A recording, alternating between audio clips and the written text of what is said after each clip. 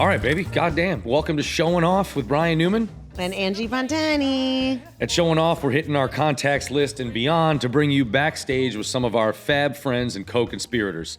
We are sharing showbiz stories and getting into the good, the bad, and the ugly. Yes, there's so much to get into.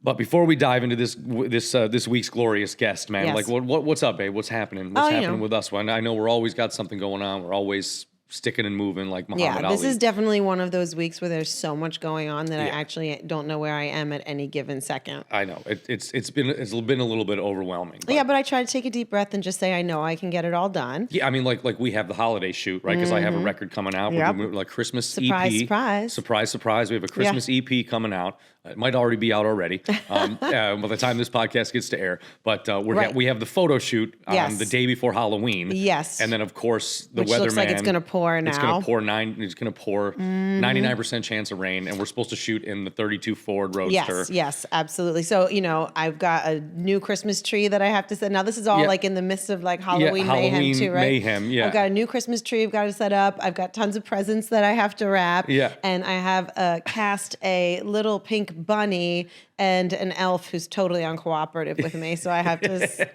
I've got to get in touch with her management company. Who's the uncooperative elf? Who is that? It's our child. Yes, our child She star. said, I'll be the pink bunny only if I can also be a cute elf. And then she showed me the cute elf costume and I was like, yeah, that's not going to happen. Was it like a teenager in an elf costume? It was like a corset and a tutu. Well, she is her mother's daughter. Yes, she is. And I can completely appreciate that, but we're going to have to dial it back for another 10 years. Oh, man. But I've said, at least. Even her with you wear crop tops all the time. She wants to wear crop tops all the time. Yes, she does. But her school does not allow it. Her school does not allow that. So I know, but I'm excited, and hopefully the rain holds out and we can do this Christmas shoot because then also the biggest bonus for me is that it can also be our Christmas card. Christmas card, exactly. We will shoot some Christmas cards. Obviously, the 32 Roadster will be the sleigh. Yes, and obviously we don't have reindeer. What do we have pulling the sleigh? Oh my God! Come on, don't let me down. It's going to be you, right? Is Dominic the donkey? Yay! Yay! Yes, a cultural Italian-American icon, Dominic the Donkey. Dominic the Donkey. And a fun fact, I have a Dominic the Donkey costume. Because you guys used to do a number of that with the Pontani sisters, We used to do a number, but also in the Murray Hill annual Christmas show, A Merry Little Christmas, I do portray Dominic the Donkey. And 90% of people are like, what are you, a mouse? Yeah. Well, how about my favorite was we went to the feast to see John Lennon. Yeah. And our friend Anthony Vanetti, they were doing a thing with Monty's. Yeah. Monty's sauce. So we went down because they had a great DJ. Sinatra was super there. fun. It was super It was the fun. first time I've been to that feast in a long time. Man, and this is a perfect segue for the cat that's going to be on our podcast today. But I never forget when the DJ Sinatra started playing Dominic the Donkey, and then all of a sudden there was a giant donkey. It was Eeyore, but it was Eeyore, was portraying Dominic the Donkey, and it was also September. Yeah. So yeah. Yeah, but that's how deep this Italian American stuff goes. No matter what. Dominic pulls the toys up the hills that the Santa's reindeer that just can't hack it. Sinatra went from playing like Nas and like classic New York hip hop to Dominic the Donkey, and the place in the street just like everybody erupted. Went nuts. Yeah. Dominic's finally getting his due. Exactly. Well, you're right. This is the perfect segue to today's guests. Speaking of Italian American deep, speaking of culture and traditions and just a New York legend. You know what I mean? Like I love this cat, and he's like one of my favorite. He owns and operates one of my favorite places in the world. You know what I mean? And it's my favorite local place to go. I'm also playing some shows there now. Coincidentally, it was the place that you were at till 3:00 in the morning last night. I was there last night till 3:30 in the morning. We'll hear more about that later. But this week we are. I was working. I know. I was working. And sometimes work involves martinis, cigars. Yes, cigars. And the night shift. Exactly. I got to make those night moves, baby. You know what I mean? Hey. Those bills aren't going to pay themselves, you That's know? true. Yeah, got to get it done, I'm sure. How much did you get paid per martini? It's like that scene in Blues Brothers when they're like, well, the gig pays $250, but you guys drank $400 worth of beer, basically. So you guys owe me. That's basically what happened. Yes. Well, this week we are thrilled to show off Emilio Vitolo, restaurateur actor, your friend. Yeah, my pal, man. He's such a cool cat, man, and he's just like he grew up in New York and in that neighborhood in Little Italy. Yeah, well, we're gonna hear all about that. So I'm just gonna read his bio. Yes. Okay. Emilio Vitolo is the owner and operator of the hotspot Emilio's Ballato and D'Emilio's Speakeasy. From touching tables to cooking in the kitchen, Emilio can do it all. His old school approach to hospitality, together with his timeless style, has gotten him features in everything from People magazine to modern luxury. His joint is constantly packed, but includes a long and loyal celebrity clientele list from Barack Obama to Lenny Kravitz. But to Emilio, a customer is a customer, and they all get the grade A treatment. In addition to slinging chicken parm and appearing on shows like Seth Meyers, Emilio is an actor who has appeared in films like The Birthday Cake, Almost a Year, and more. Welcome, Emilio. Babe, before we start, let's talk about something fun. Are you a burlesque performer looking to sharpen your skills? Sign up today for Building Burlesque, a limited online class series with me, Angie Pontani. Learn from my years of experience as we review a current performance piece from your repertoire and fine-tune it with expertise. I will help you level up your performance and give you the tools you need to enhance everything from choreography, costuming, lighting, and music. Let's get into it with Building Burlesque. Packages are available on angiepontani.com. That's angiepontani.com. Welcome, Emilio. Emilio, welcome to the show. The show is called Showing Off. And the first thing we like to ask our guests is, what are you showing off this week? Ooh. Deep thoughts. Oh my God. Well, maybe I have to go with the shoes. Yeah. Nice little wingtip shoes, you know? Normally I would say the watch, but fuck the watches. Yeah. Because I've been doing that so much. But let's talk about the custom shoes. I love them, and I noticed them the minute that you walked in the door. They are an attention grabber. They look really good, very clean, very fresh. I love them. Thank you very much. Good, and you have your own like suit line, right? Yeah. So No I have way. So I have there's a family friend from Sarno. His family has had this suit company called Montisato. They've been around since 1986. And, he came to the States and he's like, yeah, I'm looking for fucking work and da-da-da-da. So I'm like, oh, dude, like, why don't we work together? Yeah.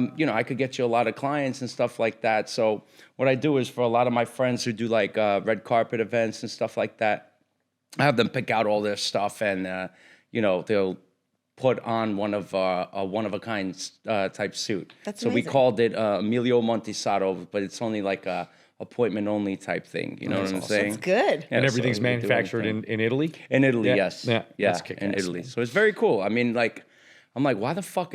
I started realizing how much money I spent on like clothes in general. Yeah, I know. I'm like, why the fuck am I doing this? Yeah. Like, why don't I just like open up a business for that, and then that could be like my little write-off and my little, you know what I'm saying? Yeah, Like try and exactly. figure out oh, you like shoes? All right, start a shoe company. Yeah. It might do well, it might not, but you know, get free shoes. Exactly. Exactly. I was going to say, then you get to be surrounded by the things that you love that Yeah. you're usually spending money on. Totally, Yeah. man. Totally. I mean, we have like similar style, you know. Very. You like Yeah. the nice. I'm school. a sucker for wingtips. Man. Yeah, who isn't? That's They're my so shit. good. and I they don't look care. so good. Everyone's like, yo, that's fucking crazy that you wear those. It's like No. old man shit. I'm like, fuck you, man. Yeah.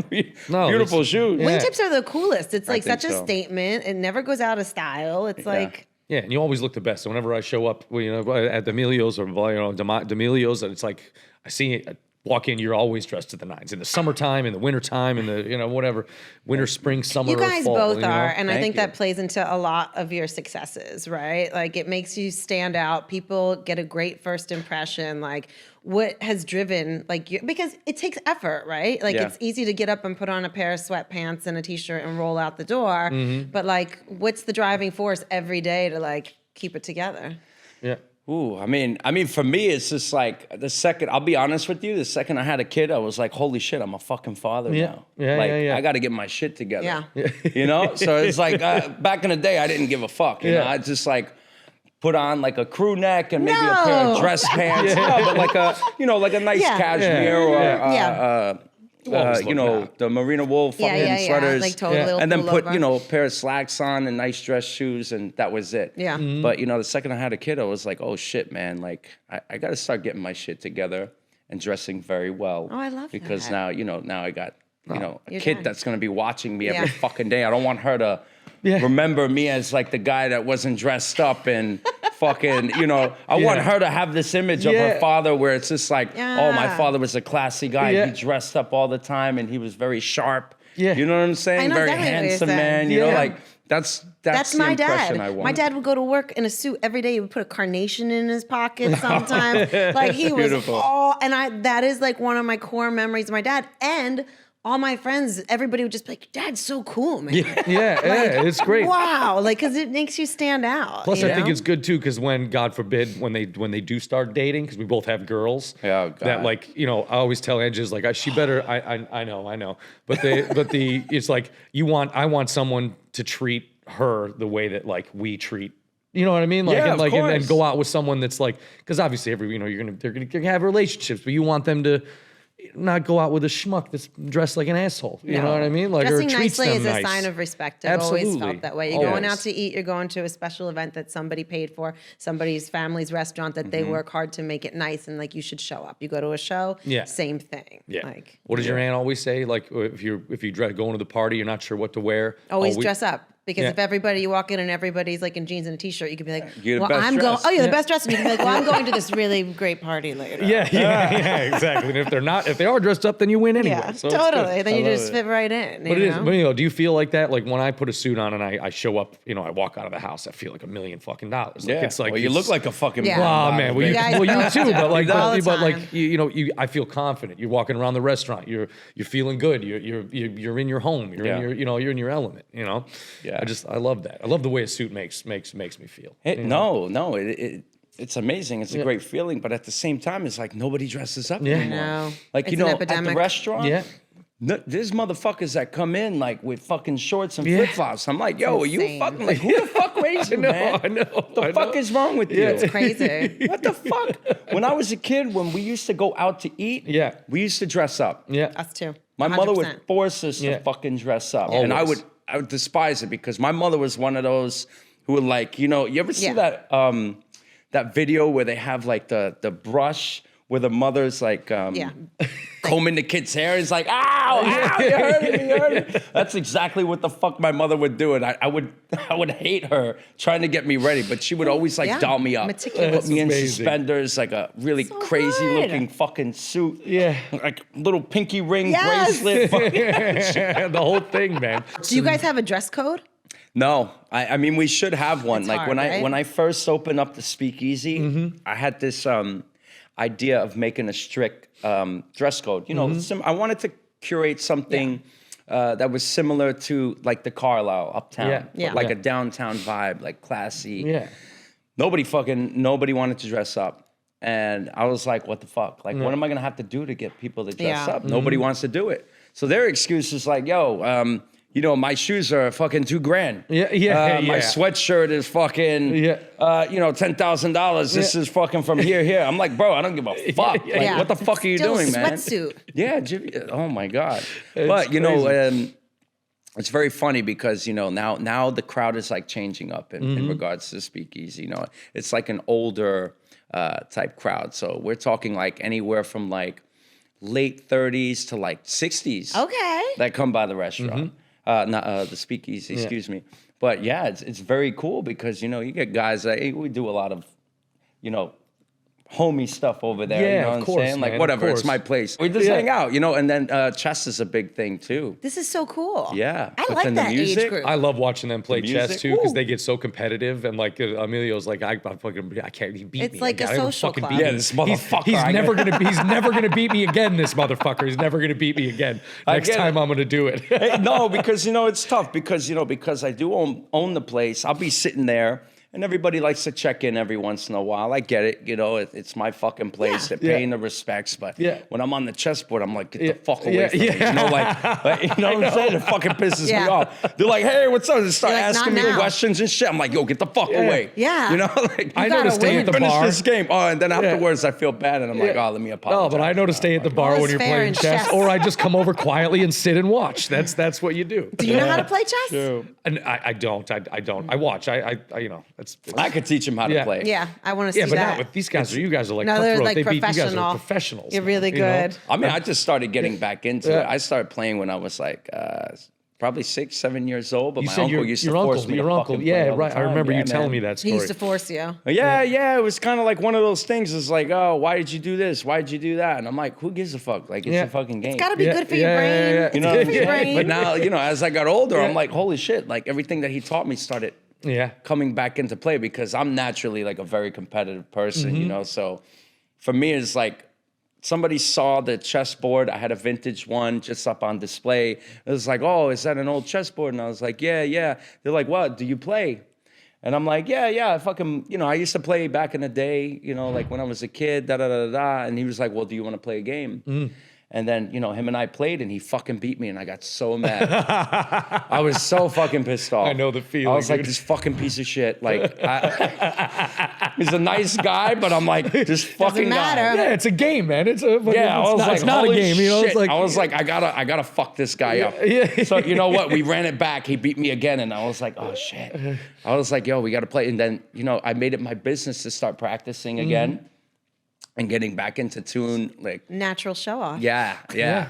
Cannot To be like defeated. be the guy. Yeah, no, I'm like, this is my Definitely. place. I can't fucking lose in my own house. So you Jesus start like Christ. training. I'm picturing Karate Kid energy. Like you started to train. Like you Yeah, invited him back I for just a started, rematch. a lot of people did that chess.com fucking thing, but, I just started playing games on the fucking computer type stuff and, just getting back into it like that. Did you ultimately defeat him? Yeah, no, right, now I good. whip his ass. Yeah. See, You don't that even feels fucking good. think about it. Yeah, I made it my business to fucking, I started looking everything up. I'm like, how do you do the fastest checkmate? How do you do this? How do you do that? He regrets his decision to ask you to take the board down. Yeah, exactly. Oh, that's so So funny, now man. it's just like, now I don't even have to worry about that. I have a couple of guys in there that still kind of whoop my ass, but back and forth. There's a lot of back and forth. There's no like sure. solid like, oh, this guy beats me all the time. Now it's like it's hand in hand. Sometimes I win. There's no chance sometimes in they chess? win, and it's like, okay, you know what? Maybe I had a bad night tonight. Yeah. I'll get But him is back there tomorrow. chance in chess Exactly. or is it all strategy? Like it's not. I feel like it is a very strategic game. Yeah. Like you really have to think. I try to think three moves ahead of time. Like what's gonna happen? You know what I'm saying? You Like, move here, he moves Yeah, here, I you don't move think that. of let me just move this piece and then what's gonna happen next. I'm thinking, okay, I'm gonna move here. He's gonna move here. After that, I'm gonna move over here, and then hopefully I pinch him with this trap. You know what I'm saying? Good for your brain. Yeah, Totally. it is. It Totally. is. It's like a mental exercise. It is. It keeps me sharp. You know. Yeah, exactly. You won't- Especially since I'm around food and alcohol all fucking day and night. Yeah, it's hard. But you guys are both good at talking. That's a huge part of the business and what you have to do. Like, did that come to you naturally? Do you think that's like growing up in the industry? Because it is a big part of it. So for me, what happened was when I first got in the restaurant business, I was really nervous. I used to get like, I can't explain it other than maybe feeling like I was having palpitations, like when people are talking to me Yeah. and shit, like approaching a table. You don't know Yeah. these fucking people from a hole in the wall, and then they're like, oh, so what's in this? And da-da-da-da. And then at the time when I first got in the restaurant, I didn't have all the answers. How you old know? were you like? Oh my God, this is in 2008. So Okay. let's just go back just a little bit. So I know that you grew up in Little Italy, and Yeah. then you were doing your thing, and then you weren't in the restaurant business, but you got a job in Long Island doing construction. Yes, so Right. I went to high school in Long Island, And you freshman, sophomore, junior And you wanted year to and a little be, bit. you were studying like acting, and you wanted to be an actor. Yes, Okay. yes. So that was a lot. I was doing a lot of back and forth with that. And, it's like you win some, you lose some. Nobody's guaranteed work in regards Yeah. to acting. There's a lot of auditioning that goes on and Yeah. all this stuff. And, Totally. it's a pain in the ass. It's not Yeah. a steady fucking job. No, and you Yeah. can get a great job and then you can get no job. Yeah, exactly. But then Yeah. you got to pick and choose what the fuck you're doing. It's Yeah. like, and then, so what ended up happening was I started cleaning up garbage when I got pretty much kicked out of school. And I was a laborer for a while. And then after being a laborer, I jumped into Local 157. Okay. And my father gave me an option to jump into the business. So he's like, yo, listen, I did the whole construction thing. I joined Local 157. Yeah. I had big contracts. That's great. Juilliard, Freedom Towers, Yankee Stadium. I worked for a company called Jacobson and Company. Was that the one that was like $300 a week, or was that the Long Island? No, that was the Long That was a Island Long Island job. $100 a week. Oh, I Yeah, I remember. was starting out. Yeah, it's starting just out. You like, gotta start somewhere. Whatever, just Yeah. picking up fucking garbage. Yeah. It is what it is. And then, you work your way up. Yeah. And then I realized it wasn't a fit for me because it was a 9 union job. Right. So I wasn't taken care of in regards to, God forbid, I got hurt on the job site. Like, I'm fucked. I got to pay out of fucking pocket. Yeah. So Which I is got offered a impossible. job in Local 157. So I took the job. And that was my main thing, with benefits, the whole 9 yards. Yeah. And Feels after good. doing it for a while, you know, what ended up happening was, you know, a couple of the guys started not being around anymore. You know what I'm saying? There's a lot of shit that was going on Yeah. in the union. You had to go on an out of Of work course. list now and Yeah. all of this shit. So for me, I was like, you know, you're not getting steady money. So I had an option. My father called me after like not speaking to him for a long time. Yeah. And he's like, come by the restaurant. I got something really important I got to talk to you about. And, you know, me and my father never got along when I was a kid. You know, we always butt heads. And we never saw eye to eye with anything. Right. So I fucking, you know, he kicked me out of the house. But you were like running in the streets. You were having a good I was fucking doing time, bad you know? shit. Yeah. I was doing bad shit. You know, I deserved it, and I didn't want to Yeah. listen to him. And he was like, "Listen, motherfucker, Yeah. I put a roof over your head. Yeah. If you don't want to fucking listen to what I say, get Yeah. the fuck out of my house." It goes And I back- was Makes sense. Yeah. Goes back to the respect we were talking Yeah. about. Yeah. You know what I mean? Like, So yeah. for me, as a kid, I was a very headstrong kid, and I was just like, "All right, fuck you, I'm out." And Yeah. I just left, and that's how my journey started. You know, with the laborer, and then doing all the other shit. And so my father calls me, and he says, "I got something really important I got to talk to you about." So I was like, "Okay." He's like, "Come by the restaurant." I came by the restaurant. He was just, I'm thinking like, "Oh my God, this motherfucker may be Yeah. sick or something might be God. wrong." Yeah. And I'm like, now we got to squash the beef. So, Yeah. you know, Yeah. so many things are running through my fucking mind. And, you know, he was just like, "Oh, listen, I'm not trying to do this for the rest of my life. I need somebody that can take the reins on the restaurant and bring it to a different level. And listen, you could work for somebody the rest of your life and do very well and make a lot of money, or you can take what I've built and bring it to the next level." So I was like, I don't know how to do anything at that point. Like, I'm not a chef, I'm not a cook, and da-da-da-da. He's like, I'm going to show you what you need to do. You know, like, just fucking listen to me. Don't ask any questions. You just fucking do what the fuck I tell you. So I thought about it after a couple of months, and then I was like, all right, fuck it, let me give it a shot. So I Wow. threw in the towel. I stopped acting. I stopped doing all the shit. I stopped the construction. And he jumped me in the fucking restaurant.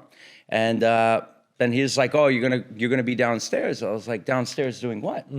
He's like, "Oh, you're gonna wash dishes and you gotta sweep the floors and mop the floors." I was like, "Are you fucking kidding me?" Like, what the fuck? Whoa. I was like, "Yo, I didn't sign up for this shit." And, you know, he had this very stone cold, bold fucking face. Yeah. And he just stared into my soul, and It he was was his way. basically Oh, I've, like, I've met Yeah. the man. Yeah. Was he terrifying to you? I mean, it's not terrifying, but Always, like, yeah. like he's an imposing figure. Yeah, you know he's what a I big mean? Like, motherfucker Yeah. too. I mean, you know, those mitts, getting hit with those Yeah. mitts isn't like a a nice hammer. thing. I'll tell you that much. Growing up, you know, yeah, he's got fucking totally, mitts. man. Totally. And mom's fiery too. I yeah. I only She's met her a sassy. few times, but it was always cool. Yeah, So my did you do mother's it? You started Peruvian. in the My- basement? So he started me out in the basement, and he fucking washing the dishes, you know, sweeping the fucking floors, Yeah. and you know, I told him I had a problem with it, and he was just like, "Listen to me, if you think you're better than anybody, like in period, better Yeah. than anybody, the guy who washes dishes, the guy who does this, the guy who does that," he goes, "You don't belong in this fucking business. Yeah. You got to do everything. You got to be able to do everything. You want to listen to me, you do this. If you don't want to listen to me, no problem. You get the Yeah. fuck out of here." Yeah. You know, so I bit the bullet. Yeah. And so Paid as your the dues. story progresses, I paid my fucking dues, and I worked my way from, you know, washing dishes to making pasta and pastries, being the prep How guy. long did it take to get out of the basement? Oh my God. It took probably about 12 years. Well, no, 8 years. It was 8 years. Wow. 8 years on it. But I was doing other things. Yeah, like yeah, he yeah. was training me how to cook and Everything. doing Yeah. all this Doing stuff. everything, yeah. But he always kept me down in the basement. Yeah. And then when Yeah. I said I wanted more money and shit, then he was like, "All right, now you're going to be the line cook, and now you're going to be the head chef." And then Yeah. I was the head chef. And then I wanted fucking more money. And I was like, "What the fuck? Yeah. I need more money." And Yeah. then he was just like, "All right, let's see how you do on the floor." Yeah. You know, but we had this one after all of that, Yeah. and working my way up, we had this one instance where all the food was coming out wrong. So I'm like, "Oh shit, what the fuck are we gonna do?" So what's going on? And I noticed that one of the line cooks isn't there. So I'm like, where the fuck is this guy? I'm not gonna mention any names, but you know, I'm like, where is this guy? And I can't fucking find him. Nobody knows where the fuck this guy is. So I'm looking everywhere. I open the walk-in box, and this dude is passed out. Oh, no. With a bottle of Georgie in his fucking hand. no. In the fucking walk-in box. That kitchen can be stressful. Holy shit. So I'm like, oh my God, what am I gonna fucking do? So I go up, I tell my father, yo, so-and-so is fucked up. Yeah. He's wasted. Yeah. You know, I checked his fucking pulse to make sure that the alive. motherfucker was bleeding. Yeah. He's in a fucking icebox, you know, passed out with a bottle of fucking Georgie. And I'm like, holy shit. So I tell my father, he goes, well, what do you want to do? I was like, I don't know. I think we should fire him. Like, all the food's coming out wrong because he's fucked up. Yeah. So he goes, go ahead, fire him. So, you know, puffing up my chest. The first time I get to fire somebody, like, I mean, it's kind of fucked up to say, but, you know. But that's got to be letting that mean, he palpitations was. come back. You know what I mean? So I'm it's like, hard. okay, well, how am I going to do this? And I'm like, okay, now I'm an authority figure. Like, I can fucking fire this guy. Yeah. So I'm like, yo, so-and-so. Yo, you fucked up. You got to get the fuck out of here. Get your shit. You're fired. You're done. So I fire the guy. The guy fucking stumbles out of the fucking place. And then I go back to my father, and I'm like, oh, fuck, what are we going to do now? He goes, jerk off. Get your fucking chef coat on. Get in the fucking kitchen. So I put my chef coat on. I'm sweating bullets because I was all dressed up nice the way I'm dressed up now. And, you know, I jump back in the kitchen, and I'm like, holy shit. You know, it's been a minute since I did that. Yeah. And then afterwards, you know, my father, he's like, why don't you come over here and sit down? He's like, get that bourbon that you always fucking drink. But bring 2 glasses of it. My father never drinks in front of me. And so I poured a glass. It was a glass of Blanton's. Drank it neat. And I pour him a glass. I pour me a glass. And, you know, he's like, now you know why I did what the fuck I did. If you weren't able to jump in and take the reins on this shit, we would be fucked right now. Yeah. Now Like a you full were restaurant. Yes. Yeah. So the way he made me see it was that you have to be able to do everything. God forbid something happens, you got to be able to step in and take the reins. You know, like being the guy knowing how to do everything in regards to the restaurant, not just being the guy being like, okay, this is my restaurant, I own this, and tell everybody what to do. That's not being a true leader. No. You know, so him and I, you know, I took a sip out of the fucking Blanton's. He took a sip, and he's like, get the fuck out of here. Yeah. And I was like, okay, lesson learned. And I Yeah. thought about it, and I was like, holy shit. Like, if he hadn't done that, like, I would be fucked. If I owned that business solely by myself, I would have been in shit. Now I'm down one fucking guy. And, you know, I'm not capable of stepping in there, so what do you do? And that's what happens with a lot of restaurants is there are not enough people to step in. To take the reins, God forbid something like that happens. So, which happens all the time. You know, the restaurant business but now, is volatile now like what that. happens is, in regards to those restaurants, the food is not consistent. Inconsistent. Yeah. So Kiss how of many death. times have you been to a restaurant where it's been like, you have a great meal one time, and then the second time you go back, you're like, oh, it wasn't so good.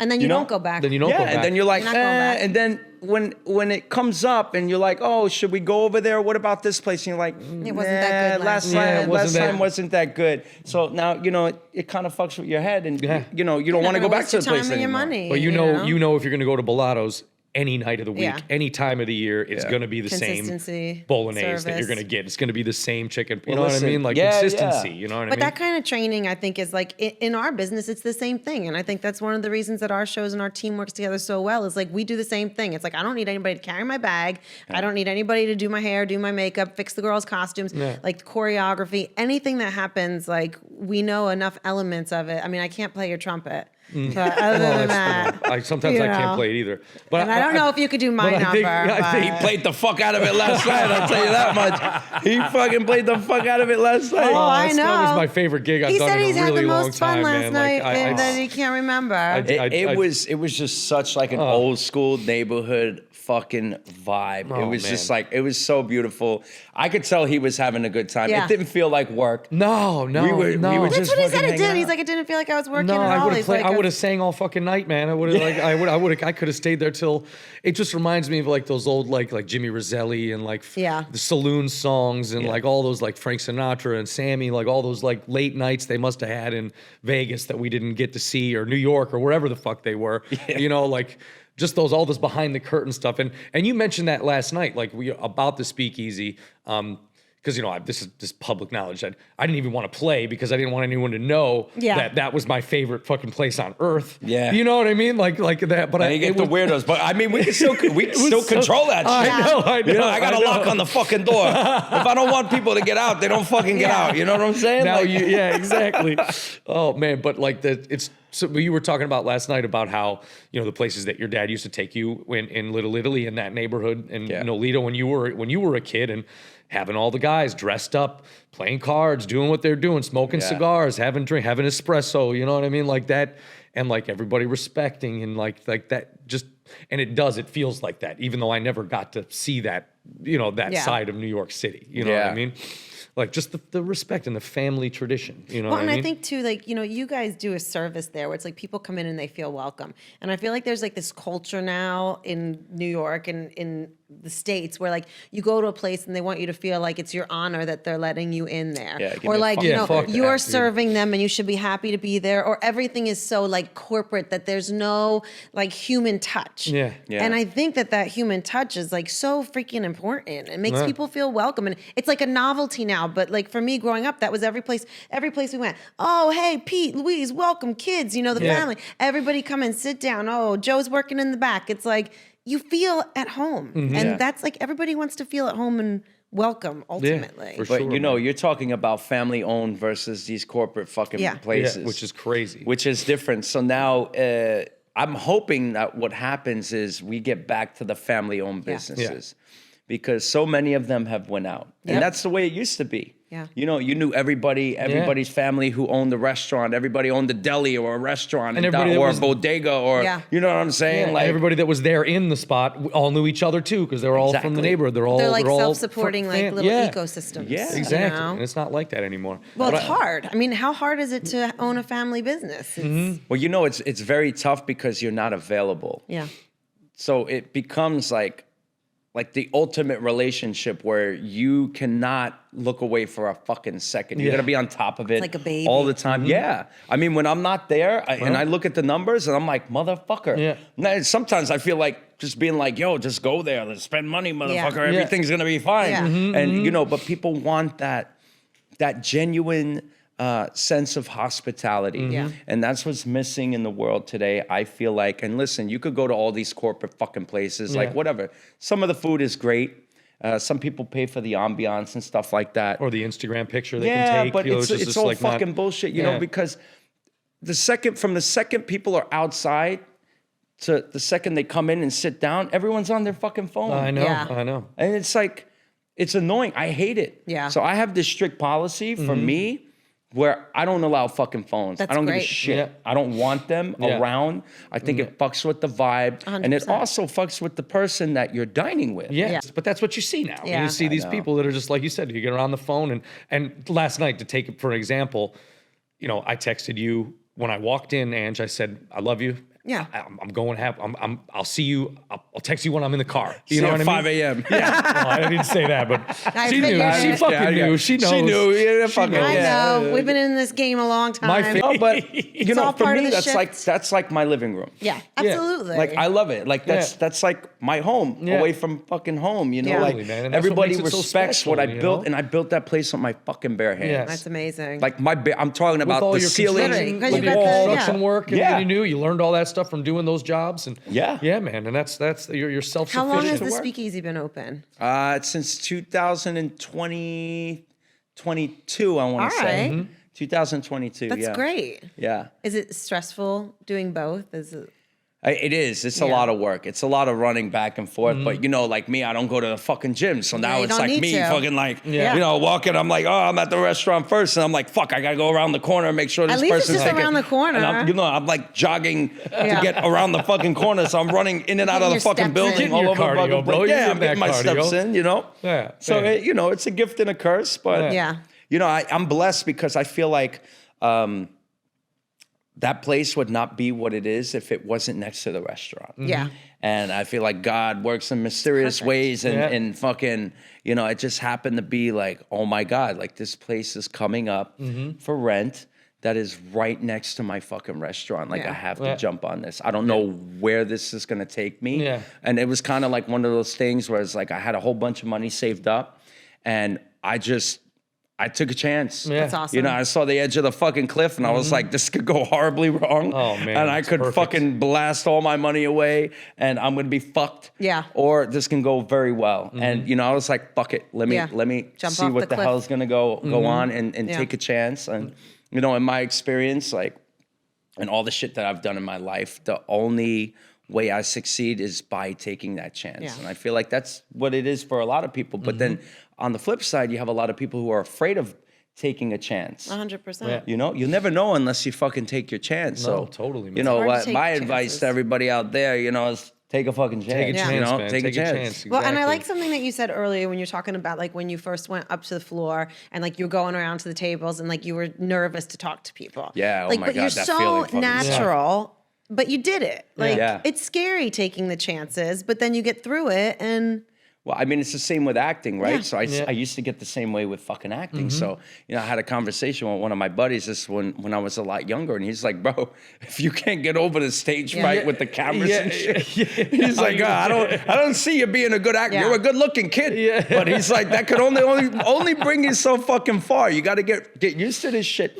So what ended up happening was I started using the restaurant as like my Like a fucking stage. like a stage. test ground. Yeah. Yeah. And I was just like, yo, I wanted to tap in. Like, why do I act this way? Yeah. Why do I feel uncomfortable? Yeah. Why is this happening with my heart? Like, where I feel like it's pounding out of my chest. Why is Oh, my for sure. face getting fucking red? Like, That's why the is this worst. happening? Yeah. Oh, man. You know? I And then I that feeling. started, like, purposely putting myself in very uncomfortable positions. Wow. No, totally. Yeah, but I love how you treat everyone the same. It's whether it's a celebrity or just a schmo off the street. Yeah. You know, regular guy. People are people, and like that. And we're all just trying to survive. You know what I mean? of course, Like, no, we're all like, the fucking Yeah. same. Like, Yeah. listen, we're all have Yeah. a majority of us have fucking families, Yeah. or maybe we don't. We're Yeah. chasing money. We're Yeah. trying to make Yeah. a living. Yeah. We're trying to better our lives. Like, yeah, we're all the fucking same. Well, and I I love treat that your everybody dad the taught same. you that, like getting downstairs, Yeah. like wash the dishes, like you're not entitled to humble anything. that. The parallels between hospitality and entertainment are so strong. I mean, like Yeah. when I first moved to New York, I walked around with no resume and a suit in July and walked into every restaurant and I said, "Are you hiring? Do you have any experience?" I was a busboy at Chi-Chi's. You know, like that's it. Finally, someone took a chance.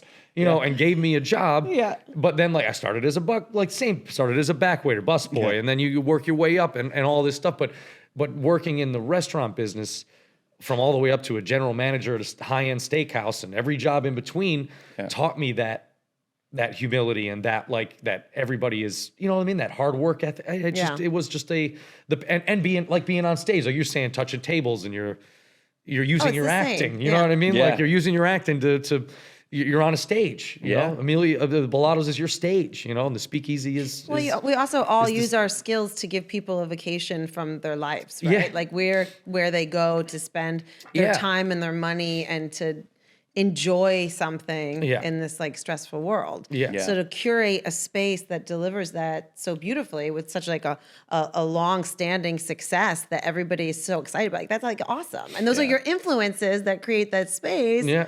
And your family history, like, so that's so cool. Yeah. Yeah. Well, I like to sit down and chop it up with people too. Yeah. So, Yeah. you know, like people that aren't used to it, Yeah. like they'll be like, what the fuck? Yeah. Like, why is he this guy sitting just with sat us? down at the fucking table. Like, well, this guy's a little too comfortable. Who is that guy again? It's like, oh, yeah. It's his No, place. he actually owns it. You idiot. Like, oh, yeah, that's his fucking place. And then it's Now like, you're not oh, wow, scared this at all is awesome. anymore. Now you're like, move over. Yeah. I'm like, yeah, move aside, motherfucker. Let me talk to these cats. What's your favorite thing on the menu?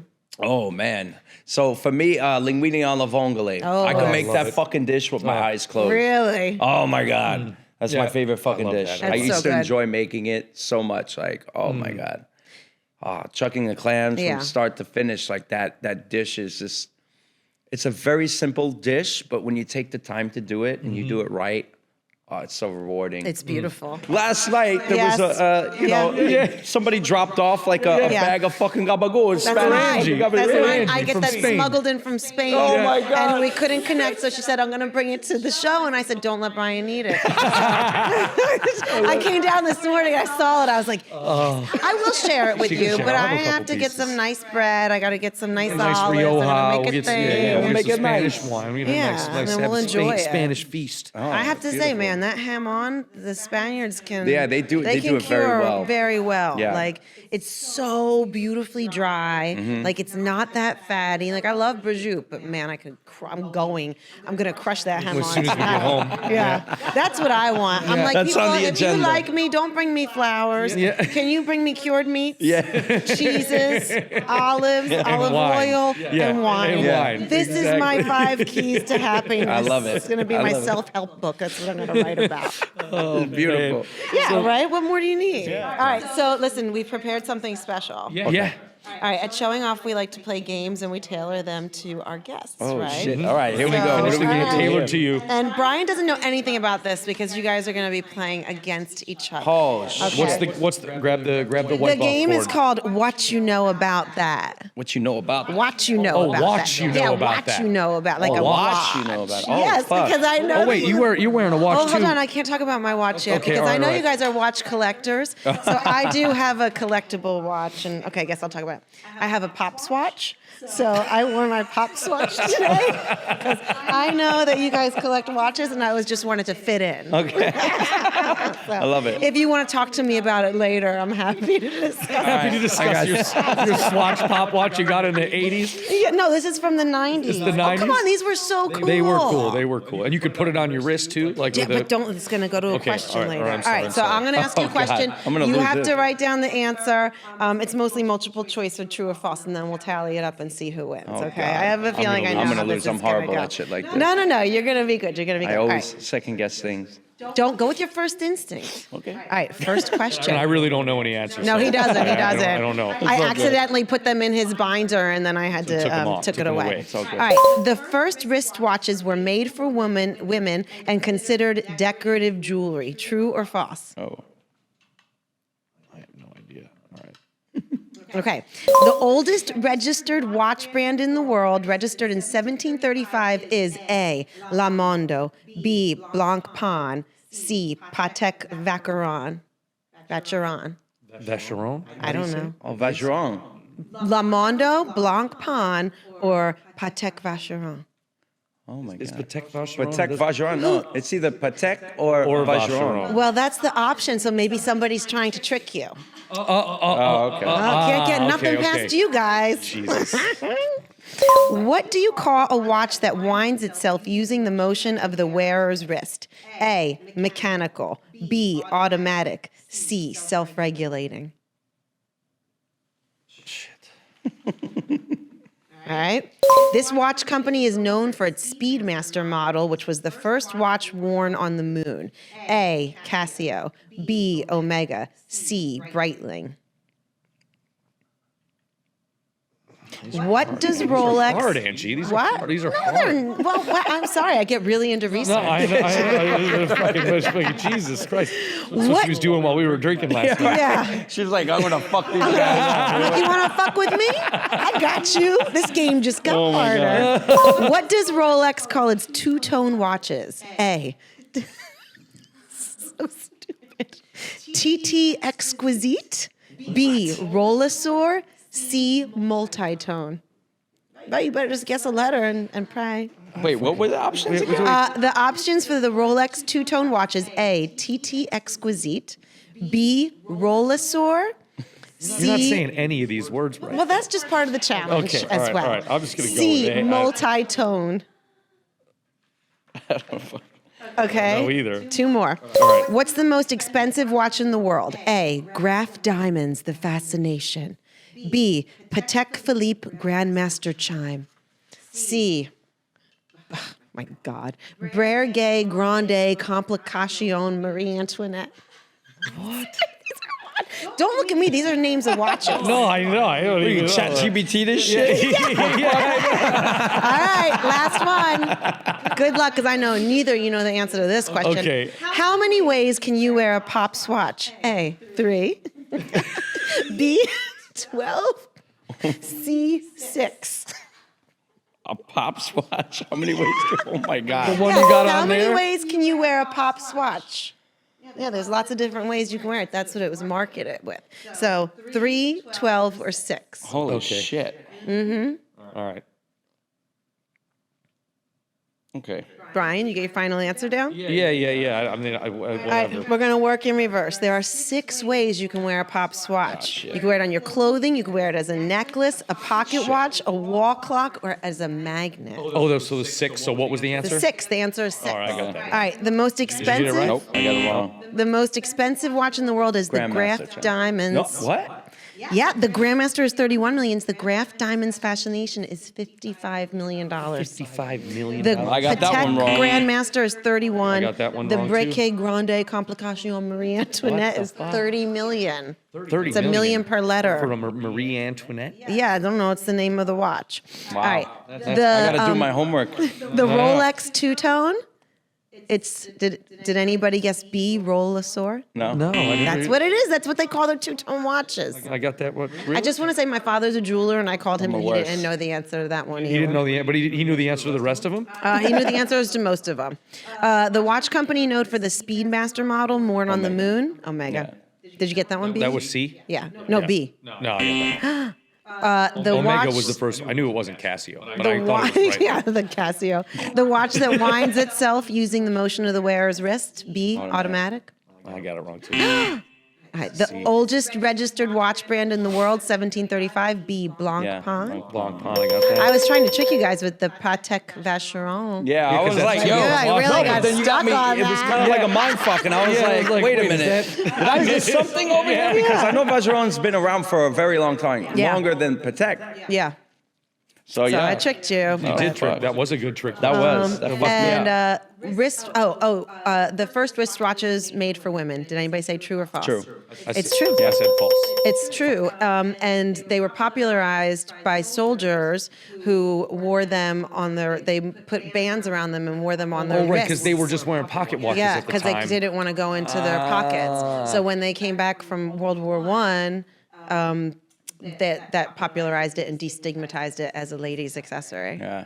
Wow. Wow. They were really I cool. Googled. That's good, man. I did That's some good. Googling. I'm kind of mad about the fucking Rollersaur shit. I know. I didn't know that Yeah, either. my dad never heard of that. Yeah. He was like, What they the call fuck? it I never heard two-tone. of that. I Yeah, thought that's it why was it's a fucking Well, two-tone and they watch. have like Rollesaur. yellow Rollesaur. It's a weird-ass name. Rolesor, Rollesaur, yellow Rollesaur, Everrose Rollesaur, or white Rollesaur. Wow.